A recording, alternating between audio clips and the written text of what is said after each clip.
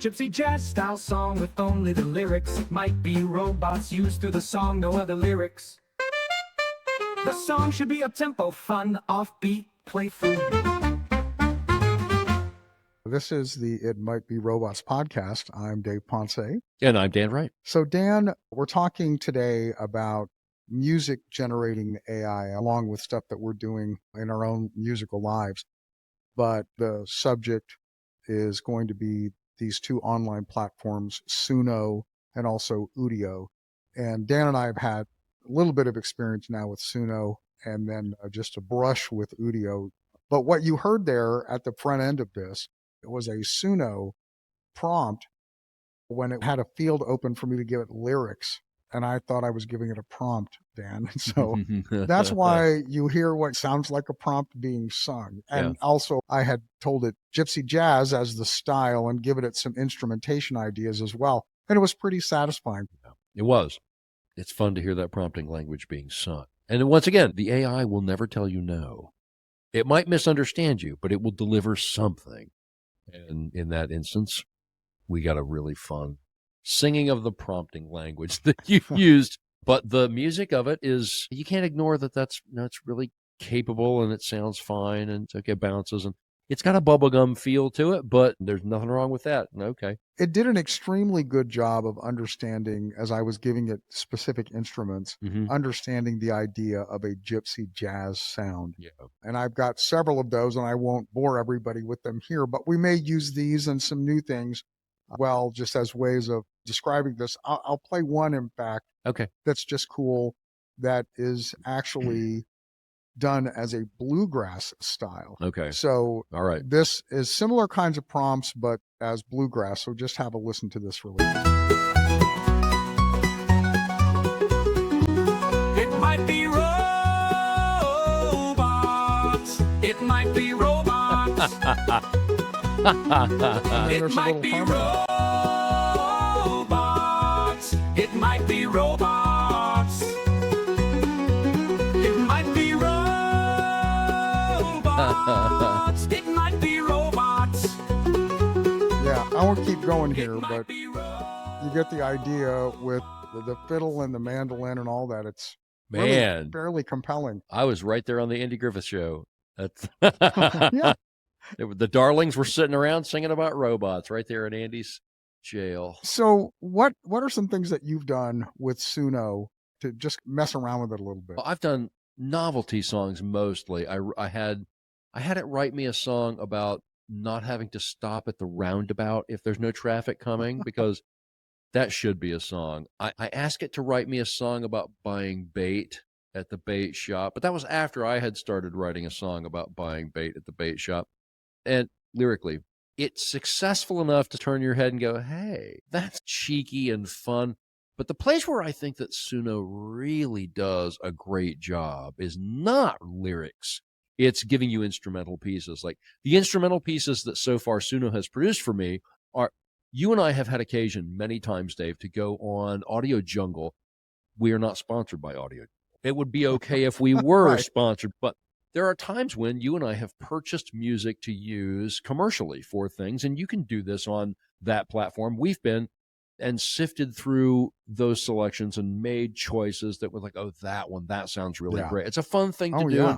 You know, the music bed underneath the editorial content, oftentimes music bed underneath something is a lot like typography in graphic design. It sets the feel and flavor for what's going on. And I think that so far for me, Suno has delivered instrumental pieces with no lyrics to a really high level that I appreciate. Like, it's if really I may, good. Because I have a little show prep here today, I can actually play you an instrumental only version from Suno that were some of these same prompts. And here's what's interesting about this. When I was going into Suno to do some prompts I was looking for show theme ideas, and the two big pieces that I was bringing, I wanted to be a gypsy jazz style. I wanted to be up tempo. You heard some of those prompts being sung. And then I really wanted the It Might Be Robots to be the only lyric. But for whatever reason, Suno gave me some that are instrumental only. And again, as that sort of genre, they're very satisfying. Listen to this one. Okay. Let me see if I can get this to work.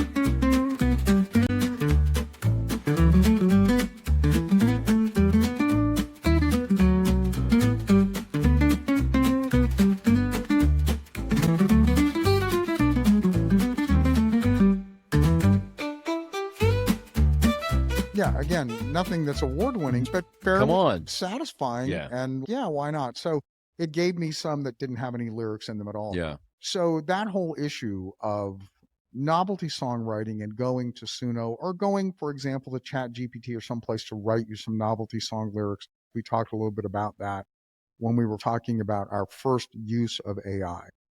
When it came up for me most recently, and I didn't really want to give the idea to the AI, and then I thought, but it was the concept of the song, the novelty song was "Don't Pee on the Floor of My Jazz Club Bathroom."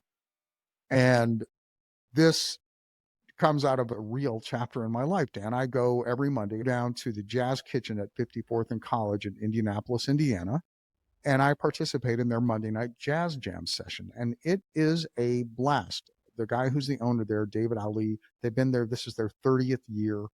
They are one of these amazing communities of jazz performers and also aficionados who really celebrate that genre and subgenres as well. Blues and gypsy jazz, Latin jazz, bossa nova. And the Jazz Kitchen is named by Downbeat Magazine as one of the world's 100 best jazz rooms. And so there's a lot of folks coming in there as actual top tier performers. It's an 80 seat ish kind of room, and they do typically 2 seatings. But anyway, on Monday nights, they do a jam from 6:30 to 10 p.m. with a great house band. And I started going 5 years ago. You get to the point because everybody's so nice and because it's such a quality operation that you start to have a little bit of ownership. And I would go in at a break and see the restroom looking like people maybe hadn't been as careful as they could be. And I surreptitiously clean the place sometimes. Hey, man, somebody peed on the floor of the jazz club bathroom. I'm not okay with this. I'm like, I don't like this, so I would clean it up. This is mostly in the stall, not the urinals, by the way, but I was in there cleaning and Thank you. let's just finish the picture. So, but I'm in there and I'm just thinking to myself, this is a novelty song. And I shared that idea with you at one point, and I just thought, I don't want to send this off to the AI, but then I thought, oh, what the heck? And I did. And I think you did too, right? I did. Yeah. So we I had a did. couple of silly ideas, but here's the part that was interesting to me. Even though it was about jazz and about a jazz club, I wanted the sort of campiness of it. I wanted it to be done as a country song or maybe as a bluegrassy type song.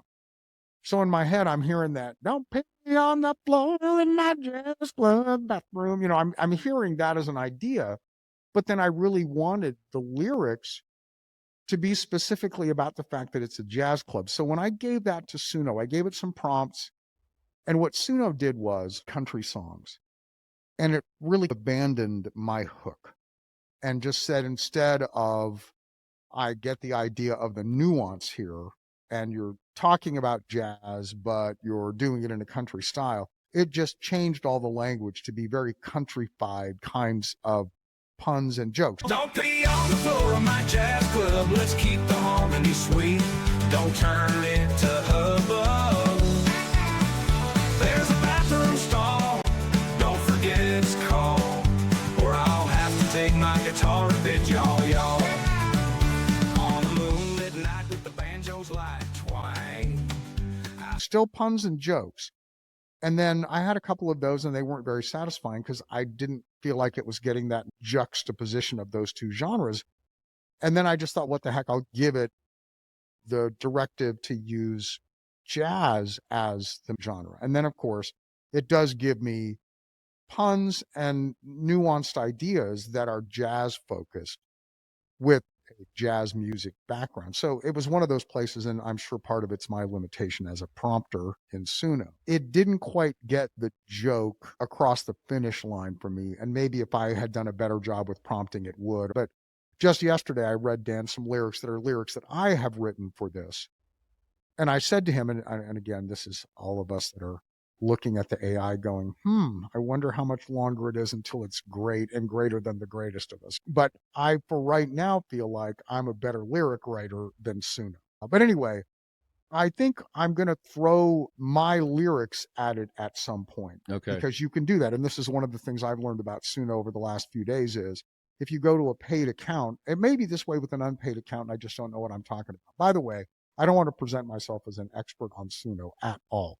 But I've done enough to go, yeah, this is pretty satisfying. It's surprising how good it can be. But, all of this is part of this larger conversation about just because we can do this, should we do it? Well, we're not burning anything to you. And I agree with you, and I find the same thing true about all of the AI so far. Like, I see what it can do, and it's helpful, it's useful, and it's fun to play around with. But so far, it has not outstripped me creatively. It's gone some directions where I was glad that it went there because, I wouldn't have gone in that direction. Okay. Yeah. That's a thing that I will consider in my own musing about how I'm going to cross this finish line. But so far, like, actually, you and I had this conversation. I have been congratulated by ChatGPT for my level of creativity, and it might have just been blowing smoke at me because the robot needs allies in these Right. hard days Right. for Oh, right. robots. I've had But- similar circumstances, and all I've thought is now it's learned how vain I am. Right. So it knows this is a good thing for our relationship. Didn't buy me flowers or ask me out. Right. So okay, you can compliment me. That's okay. But as useful as it is, I think I see, and I probably have spent more time on Midjourney, which is a text to image AI.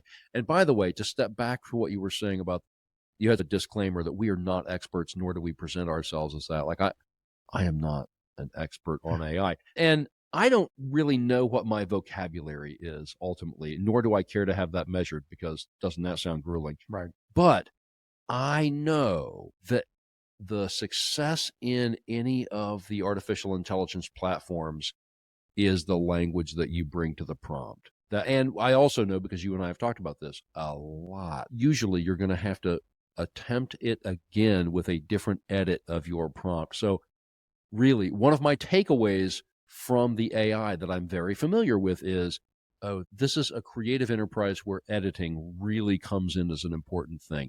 You have to edit your prompt down to what you're actually after and see if you can get the AI to respond. Yeah, it's a great point. The AI on the most superficial level, if you go, for example, to Midjourney and you say, a beagle puppy with butterfly wings, and that's all you say, it's going to give you some really cool things to look at. And if you have no other need than just to see its idea of that, it's extraordinary to have a very simple prompt and get that. But if you need the beagle puppy to be wearing a certain kind of collar and to be in a certain kind of setting, and for the butterfly wings to be a certain kind of butterfly wings, then that's really what we're talking about. And part of it is, what's your expectation? Really? If you're not being that specific, it's amazing, but it is, after a while, it's eating something sugary. After a certain period of time, if there's no salt, if there's no nuance, if there's nothing making it more complicated, then it just really does all seem the same, even though it's all visually or orally or whatever very different.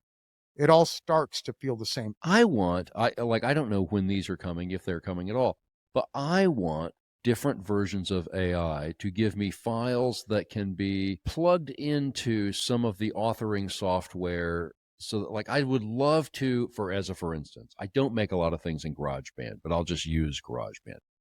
And because we're talking about a music generating AI, to be able to say to Suno, I want this level of a drum loop at this level of intensity and this many beats per minute, and I want this going on with that. Give me this as a looped layer that's 4 minutes long, so I can plug that layer into GarageBand. And my ask of Suno, or whatever music authoring AI you're using, so that you can get specific layers so that I can do the playing around with this. Because one of the things that the AI, it finishes everything for you. It removes playing with it for you because it delivers a finished, polished thing often. The text to image generating AIs, I've used DALL-E and I've used Midjourney and I've used Ideogram, but Midjourney and Ideogram most of all. And I have taken its returns to me into Photoshop and done extra things to them. Yep. But its return from my prompting language is pretty close to there, which is its benefit. I understand that. But I'm interested in, can the AI give me sort of the construction model working file so that I can then tinker with this or that? Right now, the AI is all, I give you a prompt, you give me something in return. Not, let's together see if we can sculpt this into an idea. It always gives you a completed idea. The interface for working with the AI to me so far seems binary. You give it a prompt, Yeah. it gives you a return.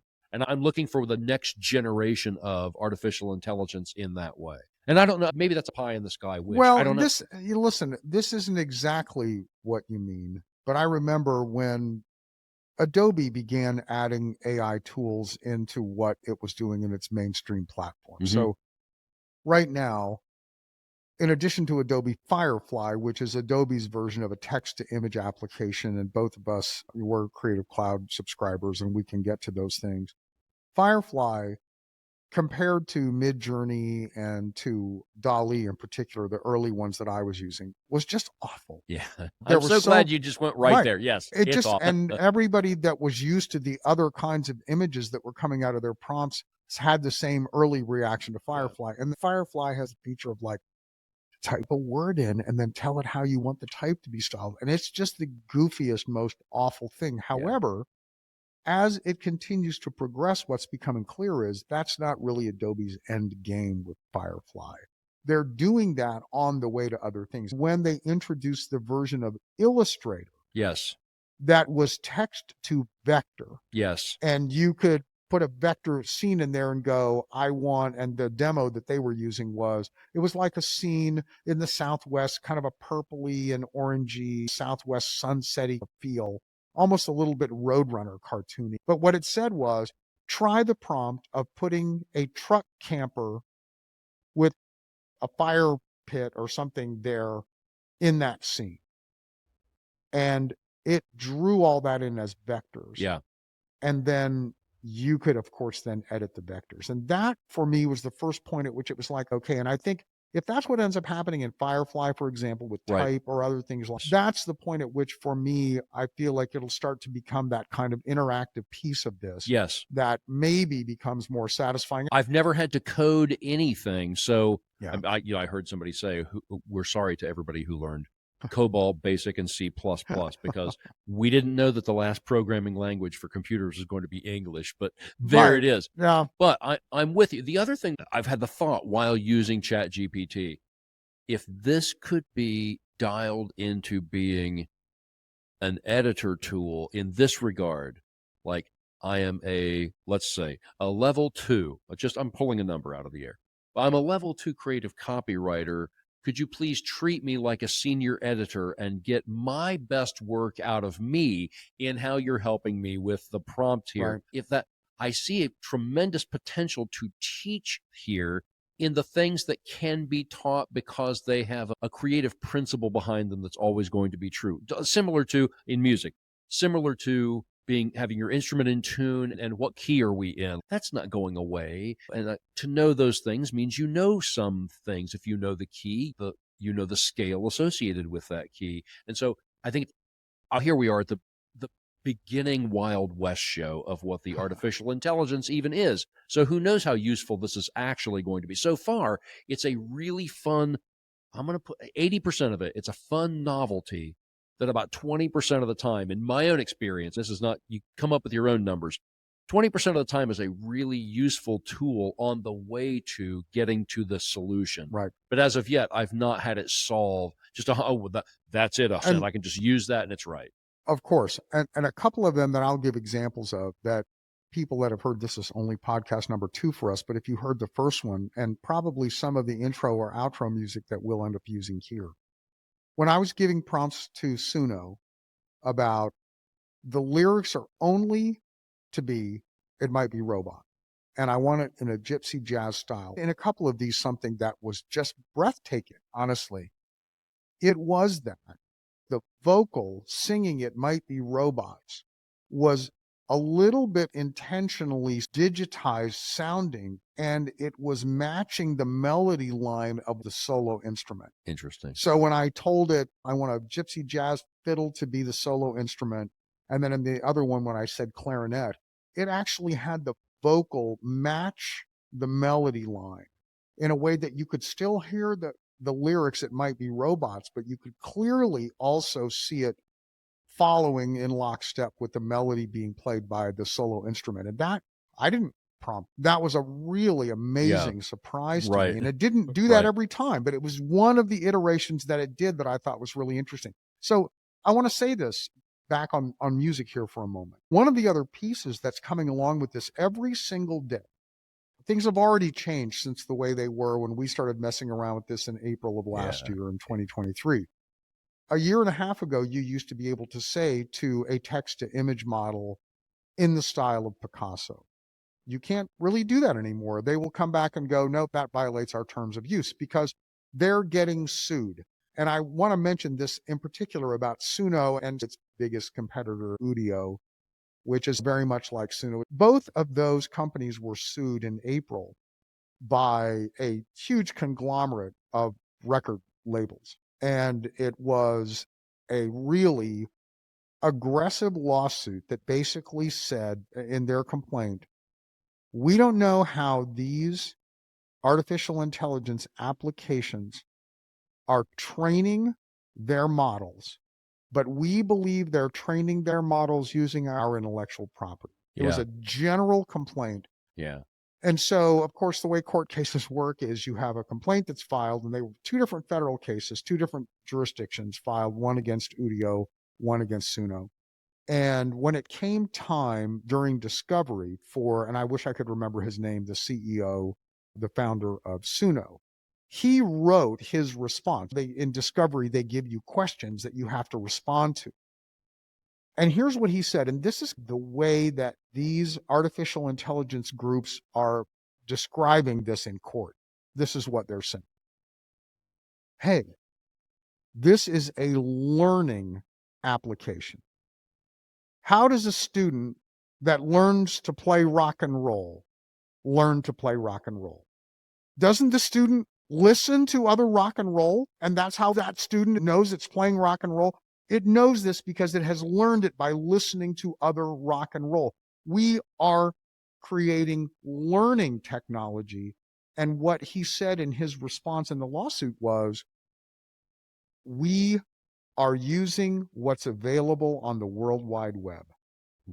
What's happening in the music industry right now, here's, by the way, the other thing that's really funny in his responses, is he said, the timing of this lawsuit is curious because we have been in talks with all of these companies about collaborating on next steps. And he actually said he thought it was a negotiating ploy, like so that he would have to get paid less by those groups if they were threatening to put him out of business, because they were in the middle of negotiating to actually collaborate on stuff, which is just amazing to me. But that's how this works, right? Anyway, I wanted to bring that point up because both of those companies are in litigation. If you go back to looking at the point at which Google bought YouTube, YouTube had $4 billion in lost judgments. And Google came in and said to all the rights holders, here's what we'll do. We'll pay you off, and then we'll come to an agreement where going forward, there's going to be some fair use application to this. And this may be repeating some of what we said last week in that podcast, but the issue still is, how can the people who own the rights to things not feel like they're getting ripped off, but truly, if you say to somebody, that person is a student of Eric Clapton's style of guitar playing, Eric Clapton's not suing that person over whatever they create based on learning how to play a certain style of guitar because they learned how he plays. And that's what these record companies, according to the Suno CEO, that's what he's saying. He's saying, this is a learning model. It's not taking your intellectual property and inserting. It's doing what it does. It understands a genre because it's learned it by listening to that genre. And it's a really interesting point in this discussion, because how's that really going to go? And so in the text to image idea, it is, you can no longer say in the style of Picasso, but you can say in a cubist style. And so, of course, if you've learned about that and you have the capability to render something like, that's what you do. Anyway, it's interesting. And as frequently as AI concepts are coming upon the scene, also trailing not far behind are people who are rights holders in those vertical markets going, time out. you are obviously using my intellectual property to be able to do this.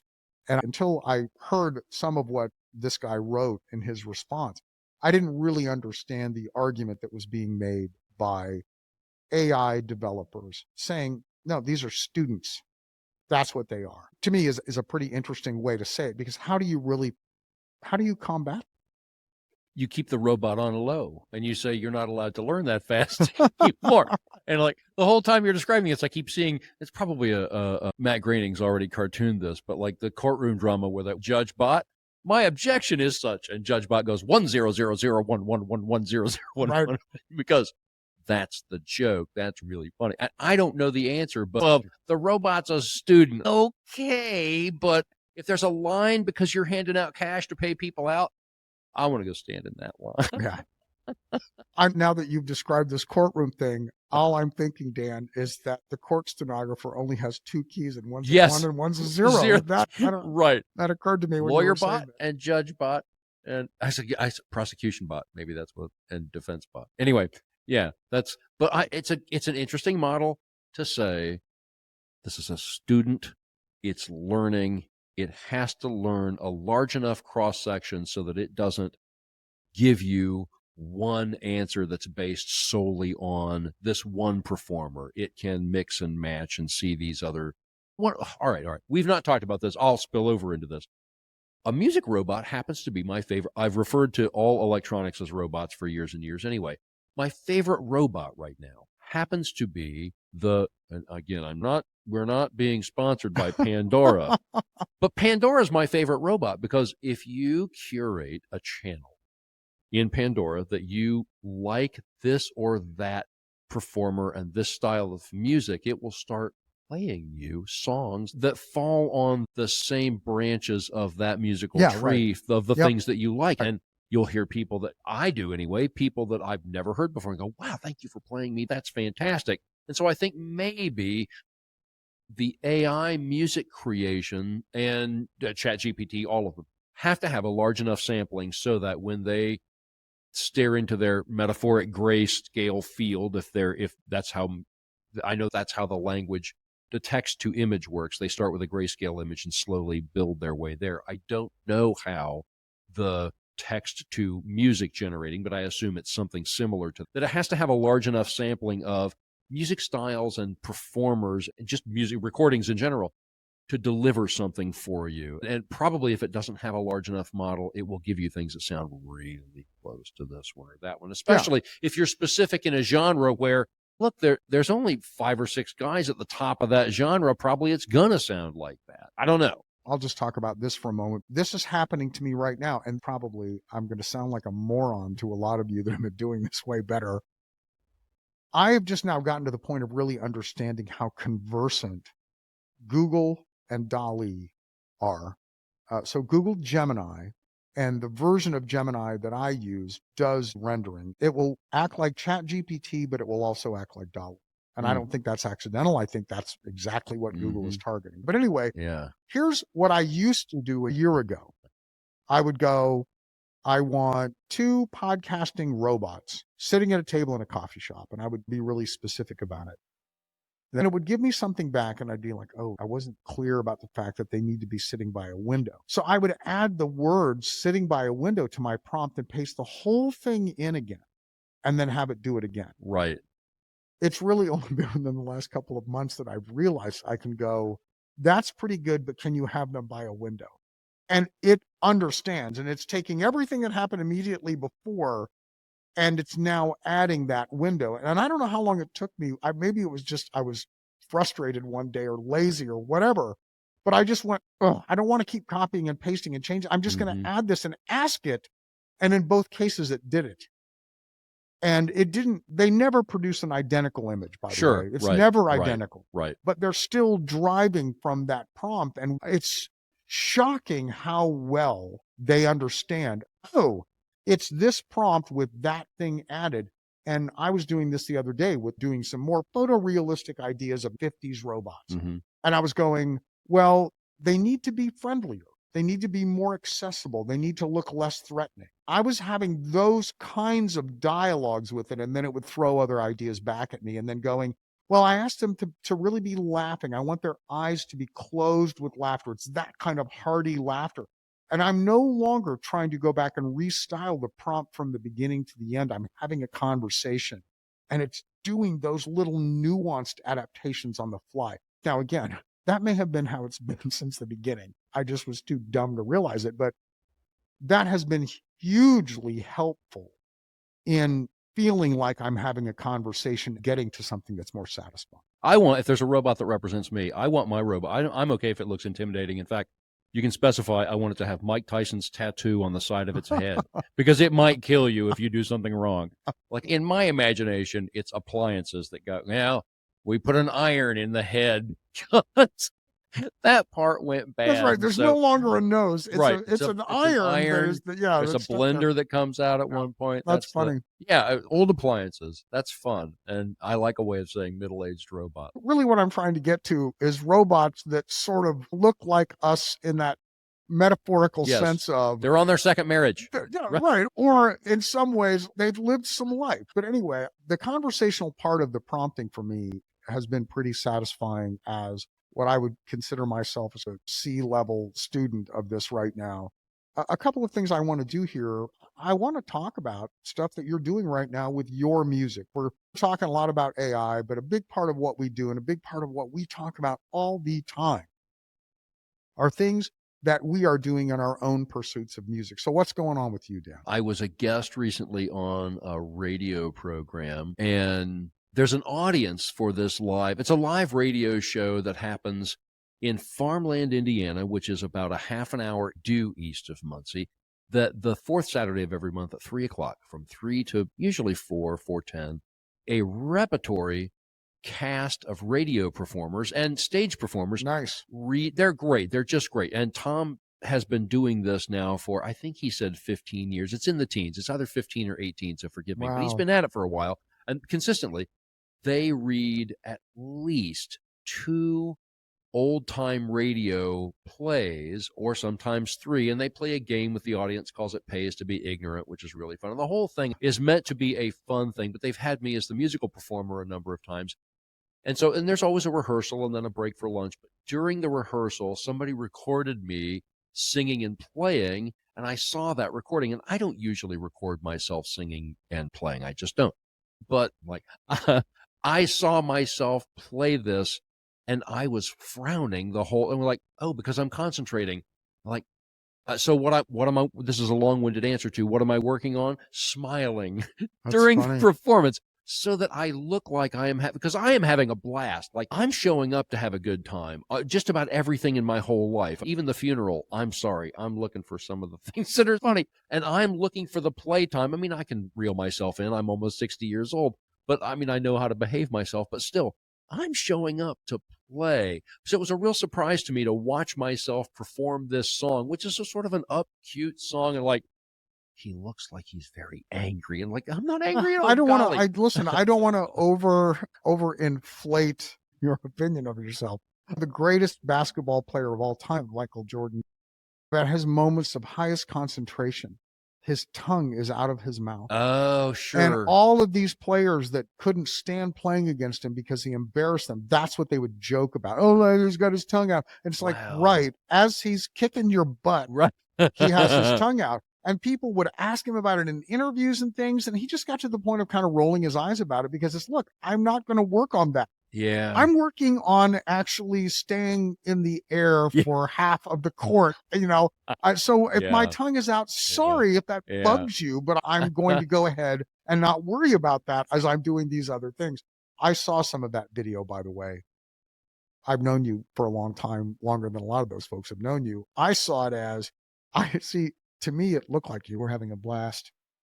I was. Your facial expression to me was like the Michael Jordan tongue out, or the Calvin in the Calvin and Hobbes comics scowling as he works on some machination of his. That's to me how that looked. But again, I know you, and if an audience member doesn't know you, maybe that's how they feel. It's a valid point. I do get it. And it's if you have, an hour to work on your music today, probably it's a better idea to just, spend 5 minutes playing some scales and work on those things. And, just an in the moment reminder to don't scowl. That lady sitting right there will just smile back at you if you just smile. And that to me is the other thing that when I saw myself perform it that I thought, oh, you need to smile a little bit more is, and to your point, I was having a blast. But to look at me, you'd not really know. If you don't know me, you'd not know that I was having a really good time. And that's just how I look. So how it feels for somebody watching, I think their own comfort level, and I've said this several times, I wouldn't care to measure how much, but you can make up for a lack of talent with showmanship. You just can. A really showy person, because that's 3 chords. There's not much there. Right. There doesn't have to be very much there if you have enough showmanship. And so I think that just a smile, just even a little bit, it probably would have gone farther to make everybody in the room feel like, oh, we are really having a good time right now because that guy up there is having a really good time. Here's one of the luxuries, by the way, of hanging out with jazz musicians. Nobody's mugging for the audience performing jazz. And I'm sure this isn't unique to jazz, but one of those aphorisms they have about really good collaborators, this is what they say. He or she has big ears. And Bob Wilson, my friend, is the first person who explained that terminology to me. And he said, listen, literally, listen. Like, if you're so worried about what you're doing, it's because you're not listening to what's going on around you. And if you start listening to the effort that those other musicians are giving, you will get into a different zone. Mm-hmm. And of course, part of it is it's terrifying to get up there and not have practiced. At least it is for me. Mm-hmm. Because again, I'm not a musician. I haven't spent those 10,000 hours running scales and playing the great standards and learning the great recordings. Mm-hmm. I've listened to a lot of vocal recordings that are great, but I haven't really dug into the instrumental side of it, although I have to some extent, especially in the last 5 years. But that idea in a jazz performance area, you really don't see people staring up at the audience much. You don't. You see them staring at each other. Yeah. You see them, and you do see encouragement on their faces, and you do see smiles, but they are trying to lock eyes with each other to see what's happening next. Yeah. And I see that a lot in jazz performers, not just at a jam, but in going in and watching world-class combos and trios and groups of jazz players. They certainly acknowledge the audience, and they're certainly respectful, but a lot of it is they're looking at each other doing that thing. And sometimes it means you're looking inward, and that's why you close your eyes, or maybe that's why you scowl. One of my hopes, sincere hopes as a musician, is to eventually get to some point where if we are playing a song together, me and whoever else, it rarely is that. Sometimes it's one other person, but usually that's a group of other people, to play a lead part when it's time to play a lead part and lock eyes with the other instrumentalists and not look at the fretboard, which, I mean, it's possible to do, but just to be able to hear. I heard this great Art Tatum quote one time, the piano player, he was good enough at the piano that I've heard stories of people saying they were pianists and they heard Art Tatum play and said, I'm done playing piano because I'm just done. I'm not going to play. Yeah. So and I don't want to be one of I would like to have chops that are really great, but I also want to be an encouragement to other people. Oh no, jump in. The water's fine. You should get better at this. But somebody said to Art Tatum, they were just going on and on about what they had heard him do as he was improvising over the top of the melody he was playing. And his response to all of their fawning over him was, you should have heard it in my head, he said, which I just love. The idea that, no, it was even better when I was trying to put that together. And you want to get to a point, I think, with your instrument where you can express musically what you have going on in your own mind and in your fingers. Some of that, it happens in the moment. Talk about the genre that you're working in and the instrument that you're learning and using, and give me a little bit of that if you don't mind. I don't mind. I've been playing guitar now since I was a late teenager. And when I was 21, I bought a guitar that I still have that I've always treated as an instrument to accompany myself as I would sing, which is fine, but I didn't really ever try to learn any music theory or any things like that because I was always just trying to learn how to play the song and sing the song over the top of the instrument. But in 2019, for a number of reasons, I wanted to understand the music a little bit better. Also, I really like music that comes from elsewhere. I had about a 5-year period of listening to Tuvan throat singing a lot. And believe it or not, the intersection of Tuvan throat singing and punk, which there is one, which is nuts. I have some exotic music taste. Maybe everybody does. I don't know. But the things that you hear around here, blues and country and classic rock, those are okay. I grew up listening to those, but those don't really do it for me anymore. I like things that sound like they're from elsewhere, especially. I fell in love, 15 years ago with bossa nova music in particular. It sounds like you're sitting next to the ocean drinking mimosa. Yeah. It's fantastic. I want that at least 15, 20 minutes every day. And some years after that, because of another group, I got very interested in gypsy jazz, which is a whole nother other thing. So that's long-winded too. These days, I'm listening to and trying to play gypsy jazz. There's even a specific guitar or a specific set of instruments. Now, this is the jazz that primarily is all its strings, and a man named Django Reinhardt is the father of this style of music. Willie Nelson said he believes that Django Reinhardt's the greatest guitar player ever in history. Amen. And that's all there is to it.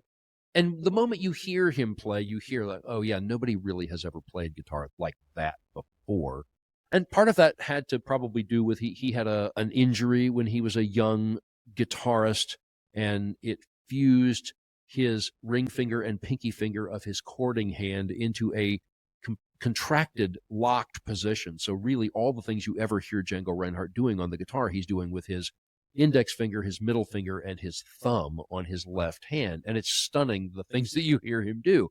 But all of the genre of gypsy jazz comes from the recordings of Django Reinhardt initially. Now, there are a lot of people today that are playing beyond, I think, what Django played. And I don't mean better. I just mean they have continued to add to the vocabulary and the repertoire of what gypsy jazz was. But I promise I could put you to sleep with this, but it was obvious that Django had heard some of the early recordings of, say, Eddie Lang, who was a 1920s jazz guitar player here. So even though it's French, he was Belgian, he was Romany gypsy guy, but he's playing in Paris, and it was good enough that even when the Nazis were occupying Paris and Django Reinhardt was recording, they just had the standard procedure of let him alone. Just let him through. Let that guy alone, because listen to what he's doing. And nobody has ever really sounded like Django sounded. So some of the songs that are in the American Songbook that you are singing, some of those songs get recorded by gypsy jazz performers. And almost always they are sped up. And there's a similarity to bluegrass music. There's a lot of fast picking and arpeggiation.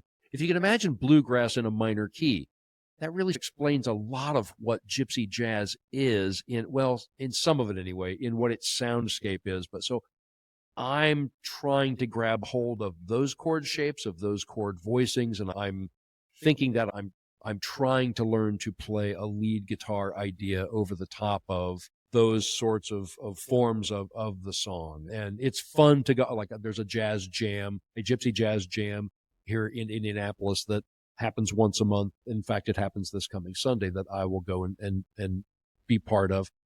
It's fun to be there because I'm guessing you have this, and you know how much I admire what you're up to. But I know when I walk in there, I am in the company of my musical superiors. Absolutely. I appreciate your amplified version of what it is you're doing, Dan, because that really is a big part of what has been on your real concerted effort landscape now for 5+ years. And it's been cool to watch how that's developed and to see every now and then an occasional YouTube video or whatever where you're doing some of that stuff. So you're going to the Sunday jam, and then aren't you doing some other thing Saturday morning? Saturday morning, this coming Saturday, also happens to be, I think they call it the Porch Music Saturday. I think that happens the Saturday during the Labor Day weekend, where I don't know why people gather on porches and play music to the people passing by on the street. Why not?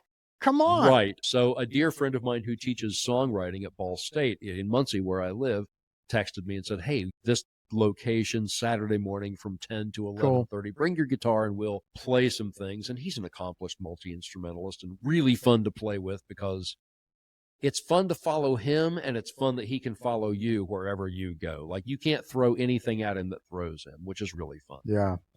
I love being in the company of really seasoned musicians who are so much better than me because I always have fun. And a lot of times I learn things, a lot. And thanks for circling back to that point that you were making. When I walk into the Jazz Kitchen 5 years in, I do feel incredible kinspersonship with people who understand that my focus has been on that really very narrow genre of it's these 800, 900 songs done in this particular style. And it's extraordinary to be around that. Monday night, I got up and sang my 3 songs. And what I try to do sometimes is throw a little twist in. And in this case, it was Cole Porter's song, All of You. I had them do it as a bossa, which was a lot of fun. It's a very fun song to do that way. Pretty much the truth is every song is fun to do as a bossa. It really is. But I love going in there with those folks and just knowing that their level of mastery and preparation and welcoming attitude and spirit creates this environment where it's like, we're going to have fun tonight. And here's what I was going to say. I got to the end of singing that song. And it was just one of those moments. The guy that was at the piano was Roy Gisa, who is this amazing band leader and piano player. And I just love this guy. To me, he's like a prototype of a World War II general that is band leader and great musician. Knows everything about everything. But anyway, he's playing the piano and Fred Withrow's playing the bass and Bruce Richter, a guy that comes in a lot, is playing the drums. And I called up a guy named Gerardo Vigo who has come into town, and I'm trying to think if he is from Mexico. My apologies, Gerardo, if you're not Mexican, but I'm Mexican, so I'd like to believe you are. But anyway, I called him up and I'm like, Gerardo, come on up here. You're going to play the congas and they're probably not tuned. So I hate to put you on the spot, but we just had this great little moment of doing this Cole Porter song that's in the shadow of Peru, Indiana, where he came from, singing with these musicians that some of them are from other parts of the world. You give them a beat and everybody gets going. And I'm standing up there as a vocalist and I didn't invest anything like the other people on stage did. But I get to the end of that and I just turned to the audience and I said, this is so much freaking fun. And that's the best way that I can describe it. What motivates me in this, truly, is that it is so much fun to be in a moment with other people whose interest in these things and whose generosity and whose big ears and whose desire for, it doesn't matter whether there's 80 people in the room or 3 because it's 3 minutes till 10. It doesn't matter. It's all of you doing this in that moment. And I got to tell you, I understand the call for people who want to do nothing but that. I do understand it because you get those little moments and it's, wow, the light turns a different color and it just really becomes this other thing. Those moments don't happen every week. But man, when they do, you get in the car and it's an hour and 10-minute drive from the Jazz Kitchen back to where I live each way. And I just can't wait for the next Monday because of that kind of feeling. And that for me is a part of why this larger discussion, I'm going to bring it back to Suno and Udio and AI for a moment here. This is a really compelling thing to think about, the fact that there is software that can create sounds like some of those sounds that these software applications can create. In the same way that text to images can be made out of a prompt, out of words that turn into something stunning. Or the same is true with organizing thoughts into an outline or a movie script or a screenplay, whatever. Those things really do tweak a lot of people where they live, and people that are world-class gypsy jazz lead players that hear Suno plunk away on something because some dude like me told it gypsy jazz style. And so the dance of AI and of this fear of, is it robots or not robots, is really that. Is it good? Sometimes it seems good. Sometimes it seems scary bad. One of the things I love that they did in that Star Trek Next Generation show was that they had stopped watching TV, but they were still playing musical instruments with each other. I really appreciate that. No, there's some truth there, even if that's idealized. And I mentioned this in another time that you and I were recording a podcast, and I don't know if it ever made it into the final or not, but I heard Wynton Marsalis say one of the wonderful things about music is that a 7-year-old and a 70-year-old can sit, if they're good on their instrument, can sit down together and make something musically happen together. And you can't do that in sports. You can't, there's all kinds of places where you can't really do that. You can cook together, you can cut things together, but playing music together, it spans any sort of age boundaries or barriers like that. And I love that. I don't have a lot of regrets in life. I don't live with regret. I make good enough choices. I don't have to regret a lot of things. But I wish I had made more time to play more music with more people earlier in my life, because every single time I sit down with other people to play music, I have a blast without fail every time. And so I look forward to it every time. I mean, I go on Monday evenings and play with some people at what is called a bluegrass jam, but nobody's really sticky about playing a specifically bluegrass repertoire. Sure. But there's no audience. There's nobody. And I've said so many times, we've come out of the venue where we sit and play at, and I've said, I just don't know how there's not a few hundred people here with lawn chairs parked around us sitting here, because sometimes we're just doing something that sounds like $1 million together, because most of the people who are sitting there have a long history of playing and they're really good. And you can pass 8 bars around all day long to all of those people and nobody freaks out. It's really marvelous.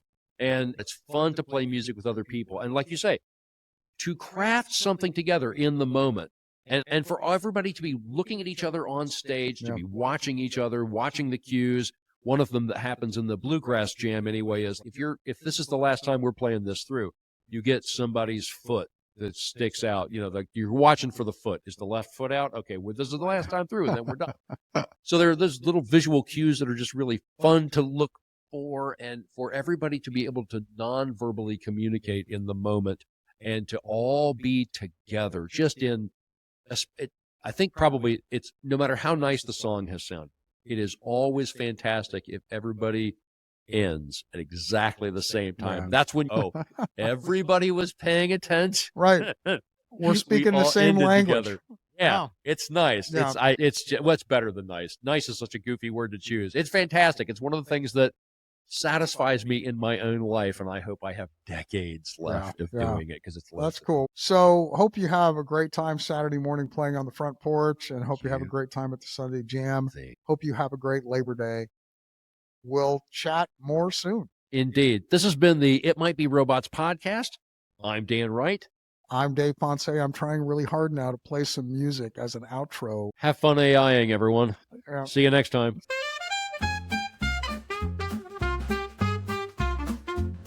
Gypsy jazz style song with only the lyrics. It might be robots used through the song, no other lyrics.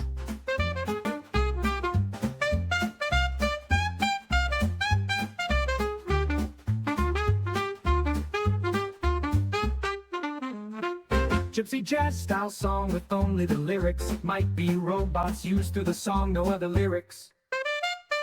The song should be up-tempo, fun, offbeat, playful.